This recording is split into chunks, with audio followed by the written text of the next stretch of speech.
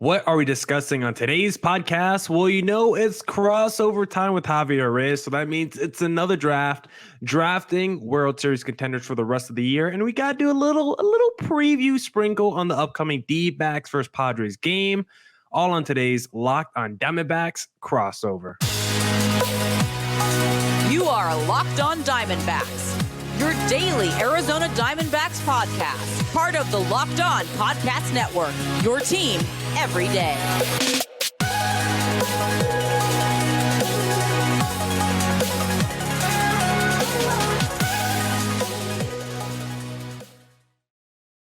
Welcome into the Locked on Diamondbacks podcast, part of the Locked on Podcast Network, your team every day listening to. Always charismatic host of this podcast, Miller Thomas. I'm a multimedia journalist and I'm a graphic designer, so please go check out my website, millerthomas24.myportfolio.com. On there you can see all my latest work, from my packages to my articles to my photos and my graphic design. If you want to see more content by me, just follow me on Twitter at CreatorThomas24 for my personal account, or just look up Locked on Diamondbacks, both Twitter, Instagram for the podcast handle. And of course, thank you for making Locked on Diamondbacks your first listen every day. Not be able to do this podcast without you, my loyal listeners, sharing, subscribing, reviewing, doing all that so I could do this podcast for you. Thank you. It's free and available on all platforms. So please continue to tell your friends. One of those platforms is YouTube. So please hit subscribe on the Locked on Diamondbacks YouTube channel. And don't forget to catch every D-backs pitch on their hometown broadcast when you download the Sirius XM app and search up Diamondbacks. Now that we got all those little reads out the way, let's bring on the man of the hour to draft World Series contenders for the rest of the season, as always, as he does every Tuesday when we could bring him on. Who is that man? It's Javier. Who's that Pokemon? What's up, man? Doing well considering. I beat both of our bad teams, right? I know we're going to talk about that. It's been pretty rough. It's been pretty rough for both of us lately. And I think that the pods are just, I think we're at the point, I feel like we're going to be doing more discussions like this just because, at least for my team, I know the D-backs are definitely not nearly as out of it as the Padres seemingly are, but it's just very feels like it.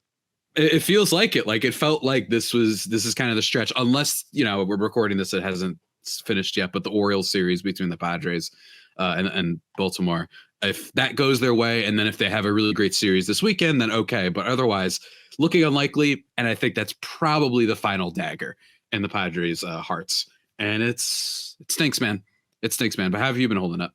I'm trying. I mean, the Padres could deliver the final dagger to the D-backs' hearts if they want this upcoming series between our two teams, because we got a 4-game series starting this weekend. And I mean, the D-backs, they've had so many games the last couple of weeks where it's every game is crucial, every game matters, and they just let so many winnable games just slip through their fingers. Their most recent game against the Colorado Rockies, I mean, they were up 2 runs entering the 8th, and then some terrible bullpen decisions by Torey Lovullo. Oh yeah. Poor bullpen play just led to the Rockies comeback. And it's games like that, you just cannot slip away if you're the Arizona Diamondbacks at this point in the season. Yes, you're still in it when you look at the wild card race. Only at the time of us recording this, they're 3 games back. So a good, 9-game stretch could definitely put you within a game of the wild card mix. But it feels like that stretch is never going to come. I've seen this team now. We have a large sample size. Since basically mid-June, this D-backs have been a bad team. It is mid-August, Javi. So this is now a 2-month sample size where the D-backs have been a team 15 games below 500. Basically a flip of the script of what we've seen the first 95. So how am I feeling? How am I holding up, Javi? I am ready for this regular season to be over. At one point, I was riding the high. Let's talk to Javi every week. D-backs are in the top of the standings now. I'm this is just therapeutic and cathartic. Yeah, exactly. It's the only break we get, but it's literally the same thing for my team, man. I mean, it's just the same thing. And they lost to the D-backs this weekend. Gallen just absolutely shutting the Padres down, right? And yeah, it's Gallen, but it's also of course, we end up also giving him one of his best starts in a while. That's what the Padres do. If you're a good starter, but you've been good lately. But then if you play the Padres, you're right back on track. Believe me. That stuff, just really poor bullpen stuff, letting games get away from them. I just saw Brent says go Padres on Twitter. Okay. Shouts to Padres Twitter. I brought this up, which is the Baltimore Orioles, who we may be talking about a little bit later. He mentioned the Orioles are 16th in on-base percentage, 16th in home runs, and 13th in the ERA. Despite that, they're 74-45. The Padres, meanwhile, are 10th in on base, 10th in home runs, and 5th in ERA, but they're 56-63. Wow. I feel like we could end it at that to really encapsulate what I mean when I say that this team is just losers, right? Like they only know how to lose and they find ways to lose. And I know you saw a little bit of that this weekend, but just truly like the most heinous level stuff. And I go back and forth, like who should take the fall for this? Is it AJ Preller and management? I tend to lean that way, but I'm also like, hey, he didn't tell them to be the worst with runners at square position in the league. Like, can you at least be like 17th? You know what I mean? Can you at least be 17th with runners on base? It's just crazy. So it's more than that. And I think that's, you know, it's there's going to be studies done on this Padres team that managed to be as bad a team with the talent and hype as you could possibly expect. You know what I mean? At least the D-backs have the quote unquote excuse of being like, well, this year was kind of, we were hoping to have a good season, right? This is the beginning of our turnaround. And you saw it for a while, and it stinks that they're not going to make it, or at least likely not going to make it. Yeah. They've been playing. I know, likely. I know. I changed it. Don't worry. I got you. I got nothing against the D-backs, especially with our boy Bumgarner God. I have nothing against the D-backs. Goodbye. But at least they're playing with lack of a better term, like with house money. You know what I mean? It was like, wow, we're breaking out before people thought we would. That's kind of cool. And yeah, this stinks that we're blowing it. But at least you're not the Padres with like $80 bajillion tied up. And the most interesting thing that's happened with your team all year is like, oh God, I don't even know what's an interesting, fun thing. Ha-Seong Kim, basically, and he's great. He's lovely. He's been a revelation. Other than that, he's been amazing. He's been amazing. He's been a revelation. But instead, it's going to be a whole lot of questions that need to be answered this offseason, including whether or not Bob Melvin stays, AJ Preller stays, if they extend Juan Soto because of the recent rumors, like all sorts of stuff, man. But trouble in feisty Paradise. Soto with some of his comments recently saying, "Hey, I see know this team quitting out here. We need to stop that." I know. And then he walked it back a tiny bit. And it's like, oh, you let it slip, didn't you? You let it slip that the vibe is just, and you see it. And I know you've seen it a little bit because we play each other often, but when you watch this team, I mean, it's unbelievable, dude. Like you take a 2-run lead on them in the second inning, it's over. Like they just, it looks, you can see them looking like they quit, which is something I don't want to throw around lightly because these are professional athletes and I don't think they quit. But nonetheless, that's just what they've been giving off this year, man.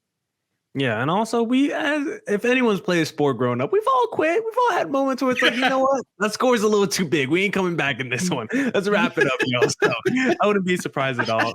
And honestly, that's funny.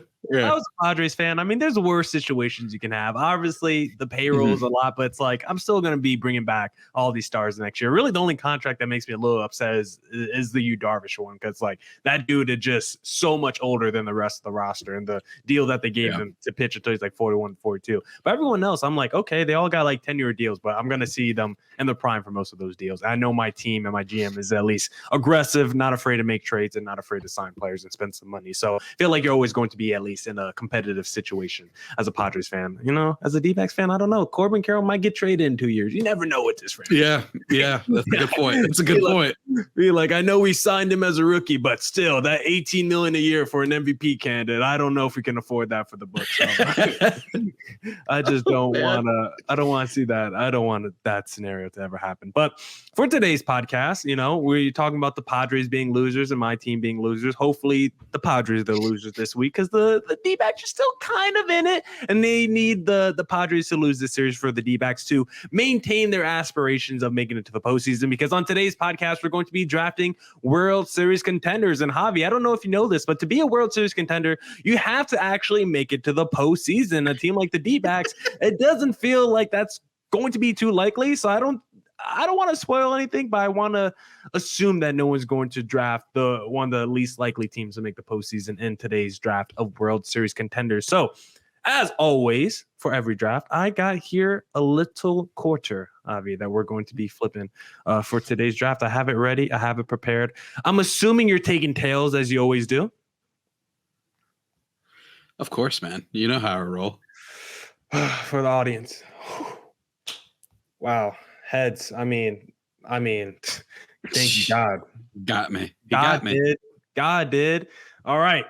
Let's start this draft off right. We could go into an ad break here, but let's get the number one pick off the board and then build suspense for number two. Because number one, for me personally, I think there's a tier one of two teams, one from the AL, one from the NL, that I think should go first and second in this draft. And I think the number one team that should be taken in this draft is in the National League. They're in the state of Georgia. They're in the city of Atlanta. I'm going to have to go with the Braves because when you're talking about roster building, Javier Reyes, when you're talking about roster construction, the encyclopedia for that is going to be based off what the Atlanta Braves have done the last few years. When you want to know how to build a roster 101, how to maintain when you're having, like we always talk about farm systems and having all these prospects, when all your prospects actually hit, your team is going to get expensive. Like we don't usually see teams like the Oklahoma City Thunder who are loaded with prospects. And now it's like, okay, how am I going to pay all these players?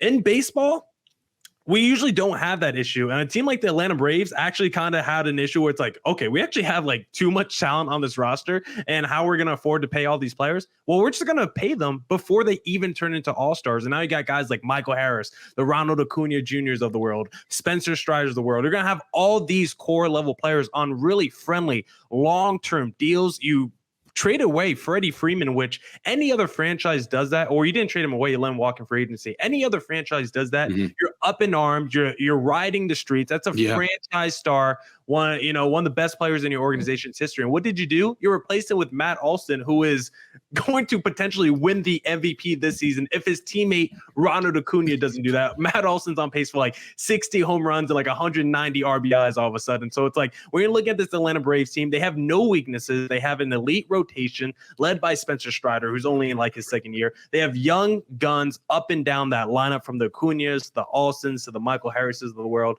I don't really see a weakness on this team. This team has been dominant the last few years. We saw them win a World Series just a couple years ago. I think the Braves are the number one team in the World Series contenders draft.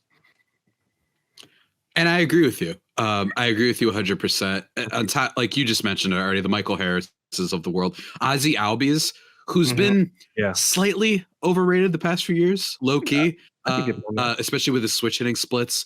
But this year, he's having a pretty good season. He's still only 26-year-old. He's one of those guys where you still will take him over so many other players because of the youth, because of the fact that this just might be one of those solid players that they have for a long time. He's got 28 home runs this year. He's got a 3.3 F4.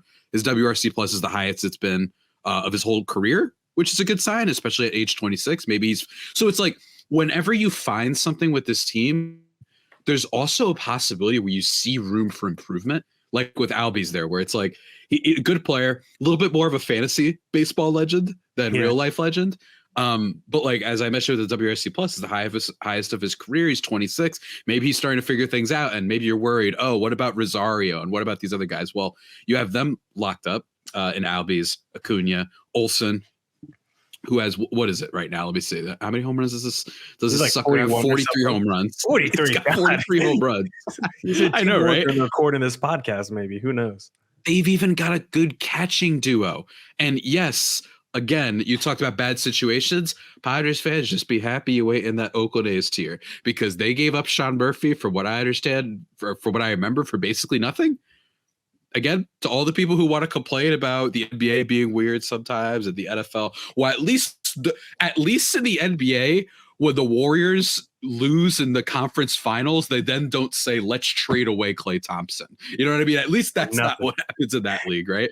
Yeah. Like in this league, it's just, you give up guys, and Sean Murphy's like the best catcher in the baseball at this point, right? So just incredible stuff. They're built so well. And the pitching, former Padre Max Fried, doing the Lord's work. He's been good. Charlie Morton's pretty good. Spencer Strider is a potential Cy Young candidate. I think he's got a little bit lit up a little bit recently, but 37.9% strikeout rate. Insane. And they also have other guys with Bryce Elder, with Max Fried, with AJ Minter. Like, they've got good bullpen. It's just the most complete team. And unlike the Los Angeles Dodgers, they won when it wasn't a truncated season. And I think that they may win another one. So look, I've been saying this because I don't know what's going on, but I've been getting a lot of Dodgers people in my comments lately. Okay. It's like ridiculous. They're like, oh, well, in 2017, that doesn't count because they cheat. I'm like, what happened to the other like 20 years? Like, if you ask my dad, what do you know about the Dodgers? He's like, don't they lose in the postseason every year? Yeah, that's what my dad would say. And he doesn't pay attention to anyone besides the Yankees. So like, it's anyway, going on a tangent. It's a great pick. It's correct. And probably the front runner to win it all. Yeah, and I think we just named 18 players on the Braves. I don't even think we mentioned like an Austin Riley, who's been like a MVP candidate in the past. And he's crazy, like, right? And like this season, he's like their 12th best player. That's like how loaded that roster is. I got like Bryce Elder. We didn't even know who Bryce Elder was before the season. He pitched like an all-star this year to fill in for the Kyle Wrights and the Max Frieds, who's been on 60-day IL for the entire season. So insane how the Braves have been able to keep this engine going, been able to be consistently good this season despite dealing with so many injuries. But before we get to your number 2 pick, Javi, number 2 overall in this draft, I first want to tell our listeners about this new sponsor that we have. First time talking about them on this podcast. It's a little app called Bunches because Locked On Diamondbacks fans, I have to tell you about a new app called Bunches. Bunches is a new app built just for sports fans. We can chat sports in real time. Click the link in the show notes description to join the app or go to the Apple App Store and download Bunches now. You're going to love the conversations with other Locked On sports fans when you download the Bunches app. So download the Bunches app today. And when you do, our friends at Bunches have featured Locked On MLB Bunch in the Discover tab. That's right, all your Locked On hosts right there. You can also click the link in the description show notes to join the Locked On MLB Bunch community today. But let's get back into the podcast, Javi. Before we do, don't forget to catch every D-backs and Padres pitch on their hometown broadcast when you download the Sirius XM app and either search up Diamondbacks or Padres on the app. All right, Javi, back to the draft. Now you are on the clock. Your first pick of the draft, number 2 overall of World Series contenders. So I was tempted to go a little hipster with this one and not pick the obvious one, but I decided against it because I am rooting for them. Despite the fact that I don't necessarily have love for the state of Texas because they gave us the Dallas Cowboys. And the Dallas Cowboys are the bane of my existence. We could save that for another podcast and other things for Texas, but that's a big one. The big thing is, look, I don't want to pick them, but my thing is, I think they represent a really nice counter to the narratives that we're going to receive this offseason, particularly when it comes to my team and teams like the Mets, right? That spend so much but don't get results. So I'm kind of rooting for this team because they kind of prove that that is very clearly untrue. Even though we have so many years of evidence that you need to spend in order to win, it's still nice to see that in a year of disappointment that they're doing well. And that's the Texas Rangers. Look, they've got it all. They have the second best run differential in baseball, the best in the American League. They've got superstars. Like I said, they spent Marcus Semien and Corey Seager. Look, hey, especially in the case of Marcus Semien, Padres fans, if you're worried about Xander Bogaerts, you can at least glean some hope from Marcus Semien. Wasn't very good his first year either. Yeah. And this year he was a lot better. Sure. Yeah, Francisco Lindor. Like those are some guys you can glean to. Lindor's awesome. My boy, obviously. And the Rangers kind of have it all, right? They traded for Jordan Montgomery at the deadline. They traded for Max Scherzer at the deadline, who, by the way, looked pretty washed. You and I were talking about James Harden. We were just kind of shooting the before the podcast, talking about how he quits on teams. Did Max Scherzer do the same thing and say, I just need to play myself out of the New York Mets? Because in the 3 starts with the Rangers, he's got 26 strikeouts in 20 innings and a 1.8 ERA. That from Bryce Paddock, our boy of Locked On Rangers. That's a good example of why you bet on name value sometimes, because Scherzer, I thought between him and Verlander definitely looked more cooked, giving up way too many home runs. But I think everyone also agreed, I mean, if you're going to take a chance that someone's going to be able to bounce it back, it's Scherzer. So that's been really great for them. Corey Seager's a beast, former enemy of the Padres. They've got so much. Adolis Garcia is awesome, right? They have a strengthened bullpen with Aroldis Chapman and all that stuff. I worry that might blow up in their face in the playoffs. And I know they just lost Josh Jung for a few months, I'm pretty sure. That's a shame. That's a really big blow for them. But even still, I think they have a lot to do what it takes to potentially win it all. And because of admittedly some Padres biased reasons, I'm hoping that them spending a lot will not overshadow, but it will at least stop some of the lazy analysis that we're about to get about how this is why you don't spend. It's like, well, then look at the Rangers. They're the World Series. You know what I mean? So that's why I'm kind of pulling from. Yeah, and sometimes spending is a 2-year plan. It doesn't always mean spending that first year is going to work out, right? I mean, Great we've point. seen it with the Philadelphia Phillies. I mean, spending hasn't always led to immediate success with them. I think the Padres are still going to turn it around and be okay. I think the history of all sports just tells you have to spend a little money to build a consistent winner. And I love what the Rangers have done, staying aggressive, because you could have sat on your laurels. You could have said, you know what? We spent a lot of money this offseason on a guy like Jacob deGrom. He's been hurt the whole year, but we're still a very good team that's in contention for the World Series and everything like that. Maybe we don't want to put more money in a team committed to this season with so much money already on the books and some of those players not even on the field. Maybe we don't want to be more pot committed to a season that we don't feel fully invested in is our best case scenario to win the World Series. And the Rangers said, you know what? Your window's small, it's finite. You never know when's going to be your best chance to win the World Series. So why not take advantage of us in a season where we're dominating? Why not put all our chips in the middle of the table? Because if you look at teams right now in terms of run differential, we just talked about the Atlanta Braves. They're number one at 206 in the NL. Number two in Major League Baseball is the Texas Rangers at plus 193. And then after that, it drops all the way down to Tampa Bay at plus 147. So the Braves and Rangers are outpacing the rest of the league by a lot when it comes to run scoring. And I think that Rangers offense, I mean, the pitching has been really good this year. It has been solid, but the offense for that Rangers team, when you talk about Marcus Semien, that bounce back, Corey Seager, he's only played 60% of the games this year, but when he's played, he's looked like maybe the best not an Ohtani player in the American League. You can make the argument he's in that running. So I just love that Rangers team. I think they're super deep, and I love the fact that they got aggressive at the deadline and then just sit on their hands with so much money already pot committed to this season. Some players on the injured list. Nice move by the Rangers. Who do I want to take next, though? Let's see. Number 3 in this draft. Oh, I know who I want to take next. I'm gonna take the team who I thought should have been taken second this draft. I'm not mad at all for the Rangers pick number 2 overall because in terms of teams, in terms of success that I've seen on the field this year, I mean, you could easily say the Rangers have been the best American League team this year and the second best team in baseball. I don't think that's hyperbole at all. But in terms of teams that I trust, once we get to the postseason, teams that I trust in October, this is probably the team that I trust more than anybody on this list, but the Braves just have a freaking loaded roster. And I just think on paper I have to take them over anyone else. But number 2 on my list is the team that's hated more than any other franchise in Major League Baseball, more than even the New York Yankees right now because of this, I'm going to do it, cheating scandal, just for the listeners out there watching the YouTube channel, because that'll probably get them riled up. But the Houston Astros, because the Astros, despite not being their dominant selves, because they're not even in first place in the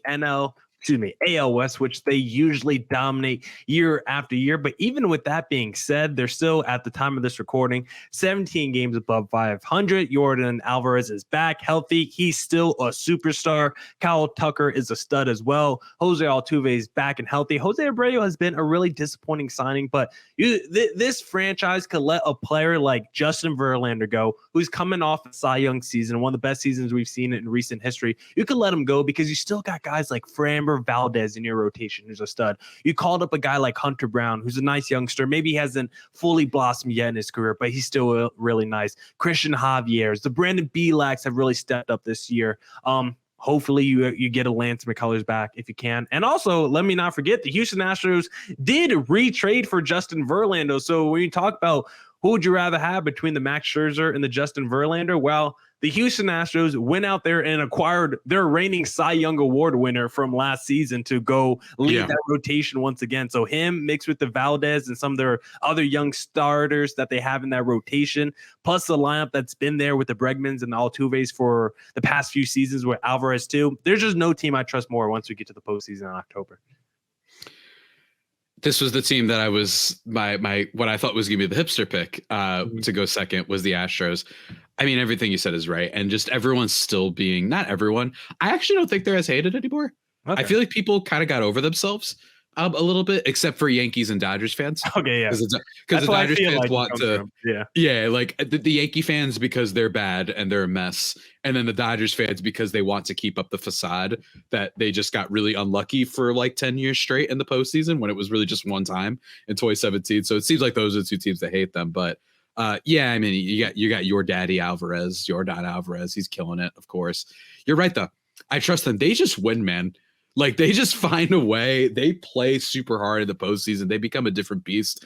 I'm smelling like a random Jose Abreu redeems himself in the postseason storyline. You know what I mean? Like has a total garbage season and then just shows up out of nowhere. Wouldn't surprise me, right? Like just for that guy to finally show up, be like the Jason Hayward from back with the Cubs when he kind of fell off a little bit and got hurt, but they say like his locker room speech in Game 7 was one for the history books. Like maybe Jose Abreu with something like that. But yeah, super deep. Only thing with them is worth bringing up that Justin Verlander's playoff stats not great. Yeah. And that would be the one thing I'd be worried about. Is definitely just will they have that big name, big time, big jumbo pitcher to be able to go out there and shut down another team in a crucial game. That's my only thing. But other than that, yeah, I mean it's the right pick. I mean they're really good. They're just one of those teams I would just find talent. It feels like when you look at the Chas McCormicks of the world, who's having like all of a sudden an all-star level season, they always just find the talent to supplement the pieces that leave because not many franchises can let the George Springers and the Carlos Correas and the Justin Verlanders and the Garrett Coles of the world walk in free agency, and you still feel like one of the best World Series contenders in Major League Baseball. Right? Very tough. They let Verlander go, and then they still ended up getting him back anyways. Like, don't you just feel like sometimes it's pointless? Like we should all just give up. That's what it feels like sometimes with the Astros. They're inevitable. They're Thanos. They're Thanos. That's right. Whew, my next pick, because I'm a Padres guy, and this is I can't take the other team that I was thinking of taking, but I'm going to go with. Honestly, I am going to go with the Seattle Mariners. This is a team that is very heavily flawed.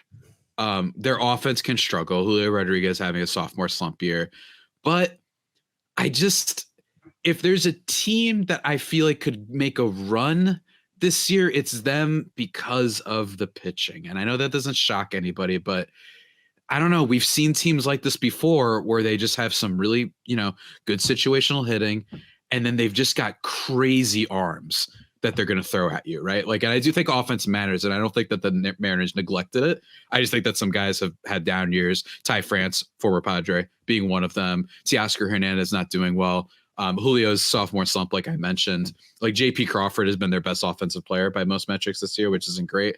But just the Castillo, Gilbert, Kirby, Miller, and then you could go out and throw Matt Brash in the bullpen, another former Padre, Andres Muniz.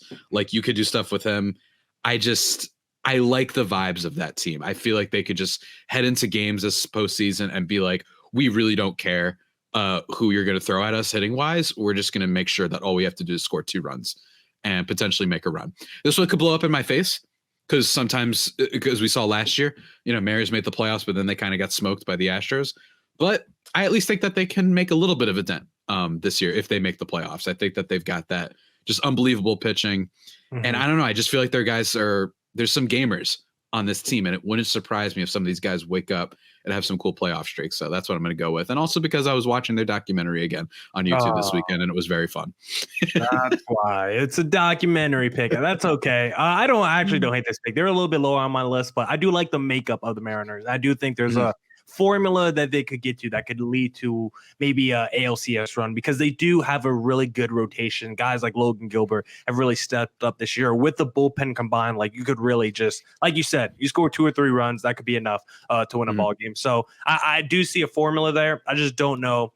Like if you're talking about best case scenario, a team like a guy like Teoscar Hernandez is going to be, I think, a pending free agent this offseason. So maybe you make it as a wild card team and all of a sudden, okay, it's October, lights are the brightest. All of a sudden, Hernandez trying to make himself some money. He goes up there and starts smacking extra base hits and home runs left and right. And maybe they ride some hot hands. Maybe Julio gets going. Maybe he struggled the whole regular season only because he needs to feel those playoff lights shining on him to really kick up his game. So sometimes players are just you got those playoff performers, the intangibles sometimes with guys. And maybe the Mariners have some dogs in there that need to get to the postseason to, elevate their game a little bit. Now I'm going to be making my next pick, number 5 in this draft. But before we get there, Javi, I first want to tell our listeners about this little thing called eBay Motors, because for a championship team, hold on. Before I even get into it, let me make sure I have on my video overlay for the YouTube audience, because for a championship team, it's all about making sure every player is a perfect fit.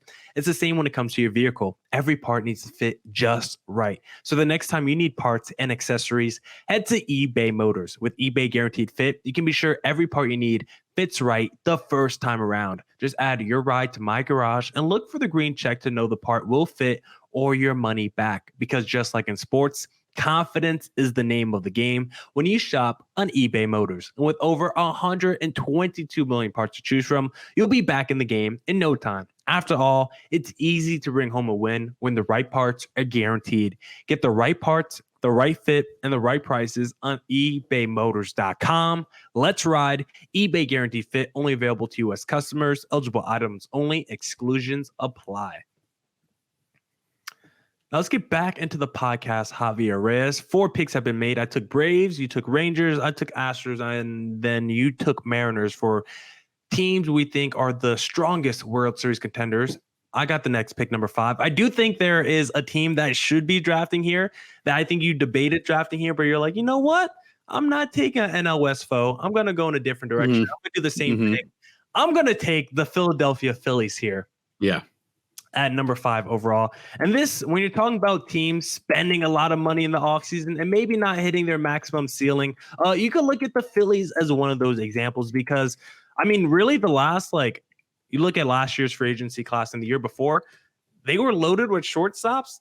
Shortstops, low-key, the last couple of years really haven't been hitting on the open market. Not just Guy Bogarts, but the Trey Turners, the Dansby Swansons of the world, the Carlos Correas of the world. Like all these mega shortstops from the last couple of seasons, off seasons, Trevor Stories, like none of them have really lived up to the billing. It's crazy, so far, which is insane. The only guy who really has is the dude on the Texas Rangers who we discussed, Corey Seager. He's been a beast, but the rest of these guys, you can't even feel bad. Like you can say Bogarts has been the best non-Seager shortstop. The best one. Right? It's crazy. So it's like I wouldn't even feel bad if I'm a Padres fan, because it's been so crazy with those guys. But you look at this Phillies team, I still like this lineup. I still think it's pretty deep overall. When you got Harper, obviously Castellanos, he was really hot in the first half. He slowed down a little bit. Kyle Schwarber this season is doing his best Adam Dunn, Chris Davis impression by batting 180. He's doing his best. Yeah, he's still gonna have 40 home runs at the end of the season. The rotation is nasty. I think Nola hasn't been as good this year. I think he's an impending free agent. I wonder if that has anything to do with it. Zach Wheeler, I think the underlying stats say he's better than what maybe his peripheral stats say. I think the rotation's solid. I think this overall team, I think it's well balanced. I think they have a lot of pieces that I like. I think they have stars all over, but no one has really played to their ceiling. We haven't seen the best version of Bryce Harper or Kyle Schwarber or Zach Wheeler, of Aaron Nola. And they're still going to be the top wildcard team potentially that wins 88 games. So if this team hits their stride like they did the last postseason, we already saw a guy like Bryce Harper. He is that dude when the bright lights shine the most, when they get the hottest. Bryce Harper freaking turned it on last season, and it felt like it was a one-man crew carrying that team's offense through the NLCS, through the World Series. So if I'm picking a team that could get hot, that has the requisite talent to get hot and actually carry themselves deep into the postseason, I'm going to pick the Philadelphia Phillies. Yeah, I mean, that pick was probably what was going to be my next one. Ooh. The only thing I'd say is just based on vibes, they did it last year. Are they going to be able to do it again, especially when you consider that some of their players aren't playing as well? I'm not worried about Wheeler, but Aaron Nola is just the ultimate every other year guy. Harper, been good, but hasn't been slugging the ball all that much, right? Only 7 home runs this year. He hasn't been doing as much as we're accustomed to from Bryce Harper things, even if the overall, 289, 378 on base, average respectively. He's coming off what? Tommy John? Exactly. It's just something crazy. It's not me blaming him. It's more just it feels like it was already a surprise for them to have done it last year. If they were to do it again, it would be even crazier obstacles to overcome. It feels like for this season, even though they've arguably been just a little bit better this year, a little bit more clean of a team. But I mean, it's still a fair take because, like you said, on paper, it won't shock literally anybody if once you play some Philadelphia playoff games and it's just, wow, yeah, they had 3 home runs in 2 innings. That wouldn't surprise anybody. And if those guys at the top of the rotation are able to catch fire, then that'd be huge for them. So yeah, I think it's a good pick, man. Thank you, man. Now my pick. My best. Yes. My pick, I refuse to elaborate further because they are our rival. But I'm going to do this one because I like to be right. And I'm still going to make fun of them at the same time. And it's the Los Angeles Dodgers. This year, they have been very much a home run on base team. They're third in on base percentage, third in runs, second in home runs, third in slugging percentage. They win based off offense.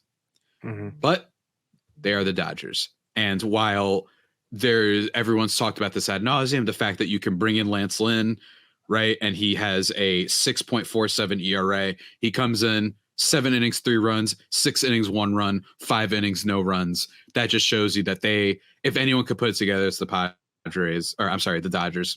Definitely not the Padres. Walker Buehler maybe can come back at the very end. He's been warming up, getting back into things. But lastly, and here's my roast, maybe it's actually good for them that they're not the favorite for once. Maybe if they're not the favorite, they won't find a way to choke horrendously and horribly. You know what I mean? So in a way, I actually think that this could be good for them. No one's talking about the Dodgers in like a giant way, the way that we're used to. Braves, Rangers, Astros, like all these other teams, Orioles, right? Like all these other teams that, and I think it might strangely be good for them to not have nearly as much pressure. I'm just going based off of, hey, having all the pressure on you and being the best team unquestionably in the sport for the last like 9-10 years. That hasn't really worked out. So maybe being a really good team that no one's necessarily talking about might actually benefit them. Be that sleeping giant, dare I say. So I'm roasting them, but picking them at the same time. Yeah. It feels like they're not as dominant in years past, and maybe like the general public doesn't feel as strongly as them just being the consensus favorite in the National League to at least, get to the NLCS or the World Series. But I'm looking at the regular season standings right now. Braves at 77 wins, Dodgers at 71. There's still a path where the Dodgers team could finish like second in Major League Baseball in wins, or maybe still be the best team coming out the National League, at least in terms of the regular season, which I actually would prefer, Javi, because I do want to see that choke job. I'd love seeing the Dodgers that franchise too. Yeah, I want to see another franchise record of wins to lose in the divisional series. That's what we live for. If the D-backs don't make it to the playoffs, I at least want the Dodgers to win every single regular season from here on out, just so it's that much sweeter when they get blown out in the wild card round by, I don't know, the Cincinnati Reds or the Chicago Cubs. That's what I really want to see because, yeah, I think the Dodgers are probably going to be next in my draft too. They do seem a little bit more susceptible this year, as you've talked about, with their offense really being their calling card, because you do look at that rotation. The Gonsolin, the Julio Uriases have not been the same this year. Just Baseball's Walker Buehler. We'll see whenever he comes back into the fold this year. You see how I did that little plug for Just Baseball? You're welcome. The bullpen's also just been a little bit more hit or miss as well. And then Kershaw, he's missed a lot of time this year with injury. And we know when you talk about pitchers struggling in the postseason with Justin Verlander earlier, it's more like World Series for Verlander. You look at round by round for Kershaw, you could directly point to him in some of the series. Not great. Not great. Yeah, not great. Win if he's literally not pitching. Like it just sent him at home. You might have went farther in the postseason. Hall of Famer, but when you have those like bar, arguments about the ultimate hierarchy of best pitchers ever, it's the playoff stuff that's going to keep him from going into like you have to take some of the other Hall of Fame pitchers above him because of how poorly the playoffs have gone, just in terms of career stuff. So yeah, crazy stuff, man. I probably said on the pod, he's Peyton Manning, all-time regular season player. I think the Dodgers are Peyton Manning in general. Yeah. I love it. I love this section. Let's just end the pod there. We'll do a couple more here. Number 7 in this draft that I'm going to draft for World Series contenders. Okay, so I'm going to be drafting actually the Toronto Blue Jays with my pick. I actually had, look at my list, I have 2 more AL East teams actually ahead of the Blue Jays, but I actually want to get a little frisky because if you actually tell me gun to my head on paper, who do I feel the most confident in the AL East? On paper, I do like the Blue Jays the most. The Baltimore Orioles, who you can still draft, I'm just going to talk about them. They just feel the most unproven to me with the youngest amount of talent. The Tampa Bay Rays are I just look at them as like the Utah Jazz. Elite regular season team. I know they're going to win 90 to 100 games every single season, but once you get to the postseason, I just don't trust them. I don't trust that heavy analytical approach. The Blue Jays, I know they're not the perfect roster, but they just have so much talent. And it's another like Phillies argument. If their talent hits their stride at the right time, because I think they could be like last year's Phillies, like Vlad Guerrero Jr. I know you broached the topic, like, is he one of the more overrated players in Major League Baseball? Because outside that one really home run, monstrous season, he hasn't been like elite. He's been good, but he hasn't been like world bending or anything like how we probably talk about him. But if he gets going, get the Matt Chapman, still got my guy Barshow, George Springer, look at the rotation. It's still deep with maybe it doesn't have like an elite Garrett Cole or something, but you have like a bunch of low-end number ones or high-end number twos with the Bassett's, Barrioses, Gosmans. Kikuchis have been really good this year as well. Bullpen is good. I just think this Blue Jays team is really well balanced. I don't think they usually live up to their ceiling in terms of talent. I think they're kind of like the White Sox were like a couple years ago, where like, I love this White Sox team in terms of talent, but they're still only like an 88 win team. But I'm going to pick them to be my dark horse once I make to the playoffs. I think the Blue Jays have a lot of dark horse energy around them, but I wouldn't be surprised at all if they either made it to the World Series or if they got like blown out in the wild card round. I think they could be in either world. I like that term, dark horse energy. That's like no one's talking about them right now. And that's kind of why I was interested in them. Like low key, like Kevin Gausman, awesome pitcher. I know he was great last year too. He was great with the Giants, but like low key, one of the best pitchers in the American League. Like he's been great. Jose Barrios is at least not like, he's not incredible. He has some starts where he gets lit up, and he might not be a guy that you trust in the postseason, but just in terms of for them this year, like has at least rebounded in a way where he's playable. And like you said with Kikuchi and et cetera. So I do worry about them not having that extra reliable, like super starter that you feel good about. I actually would feel good about taking a bet on. No, I'm not going to say Philly. I refuse to believe in Aaron Nola, but especially after what his brother did to my team for so long. Right. But yeah, I think that's a really fun pick. Now it's my turn, right? Yeah. Do you want to make this the final pick of the draft? We're at 43 minutes here, and then maybe we'll just do a couple honorable mentions. Yeah. I usually feel like around the 8th pick, we start getting a little wily in these drafting podcasts. Oh yeah, we absolutely get wily. This is when I say something crazy like the Mets. That's when the cuss words start coming out on accident. I'm going to go with. I feel like we have to pick them, but they've been in the news for all the wrong reasons lately. Oh, do it. Yeah, this is your team. But I don't think I want to do it because I just think like this team. You support this team. Do it. Shut up. Stop. No one stop. Aggregators, don't you dare take what he says here.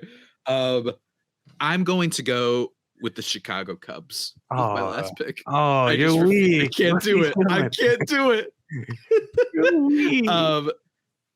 I'm not doing that other team because I actually just think that the vibes are too heinous right now. Okay, that's regardless of the rest of the team. Yeah, it's not Chicago Cubs. If they make the playoffs, you could throw out Justin Steele and Kyle Hendricks and feel good about that. Or I'm sorry, not Kyle Hendricks, Marcus Stroman. I think Stroman has had a good bounce back season, and I know he's hurt right now. I don't think he's hurt for too long.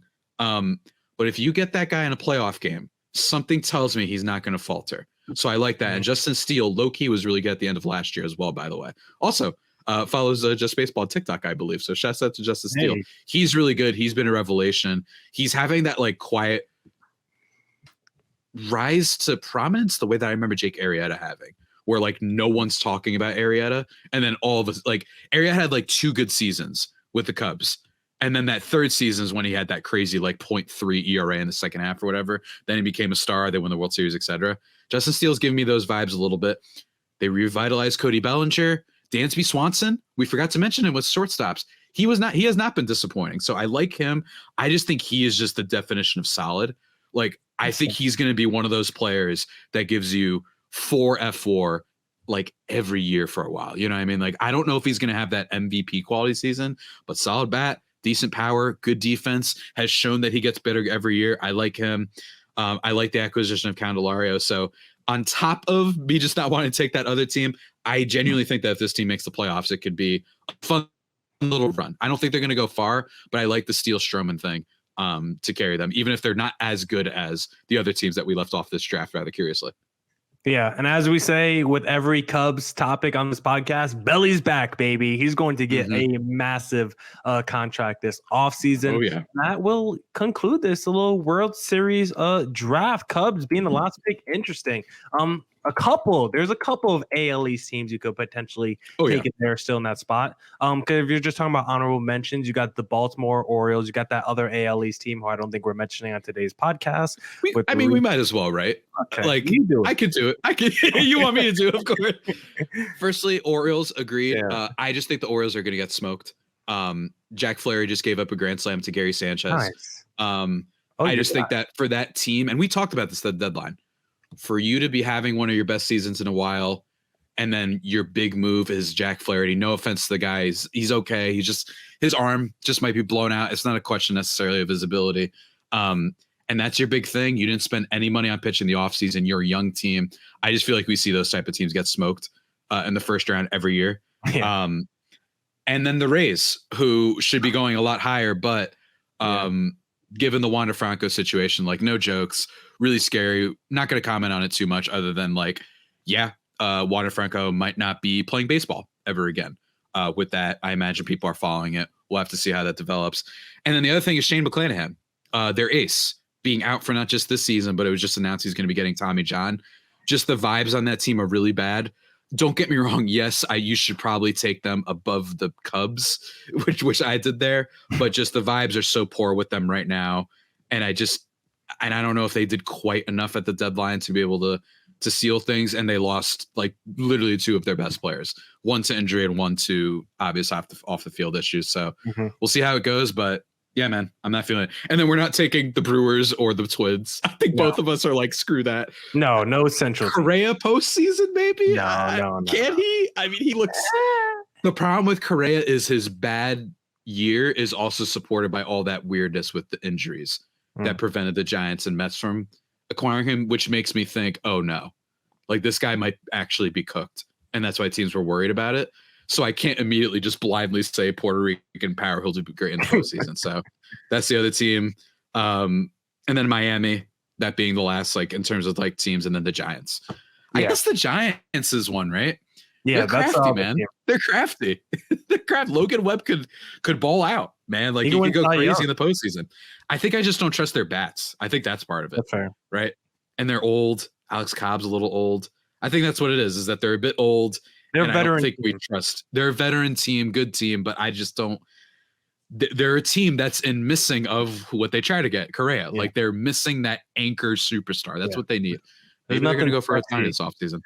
There's nothing sexy about the Giants. They're just a bunch of J.D. Davises and Michael Confortos who are like 35 years old and just putting together solid seasons. The Wilmer Flores and the Thairo Estradas and like all these dudes who are like best players on your fantasy team, or like maybe waiver wire pickups that have like really helped your fantasy team this season. But like you're not drafting any Giant like the first 7 rounds of your fantasy draft. These are all waiver wire pickups unless you're taking like Logan Webb or something. But somehow they just consistently put a great product on the field. And if the Giants do ever get a player like Shohei Ohtani, or at least another Aaron Judge or superstar level player, that situation will be woken up in San Francisco, because that's just a sleeping Giant ready to come storm the NL West once again. So wrap up the draft. Number 1, Braves, 2 Rangers, 3 Astros, 4 Mariners, 5 Phillies, 6 Dodgers, 7 Blue Jays, 8 Chicago Cubs, with Millard once again clean sweep of the draft. Board falls perfectly to him. Once again, gets the Astros, the Phillies, and the Blue Jays. Whew! Good job by Miller. Good job by you, Javier Reyes. Where can the listeners come and find you before we depart today? At Javapeno, JAVIIPENO, and at LO_Padres for only Padres stuff. Going to be writing more at Just Baseball, thing on Ha-Seong Kim, who we mentioned earlier. Going to be writing about that. Then going to be doing some fun stuff that I will reveal later for Just Baseball in terms of articles. And then if you're a movie fan and you've made it this far into the podcast, I got a Blue Beetle review coming out for Nerdist, I think tomorrow or today by the time people listen to this. So check that out. Should I see it? I don't know if I can't say it. I'm not allowed, because I saw it, or I actually literally am not allowed to say a thing. I mean, I tweeted out my reaction, I think so.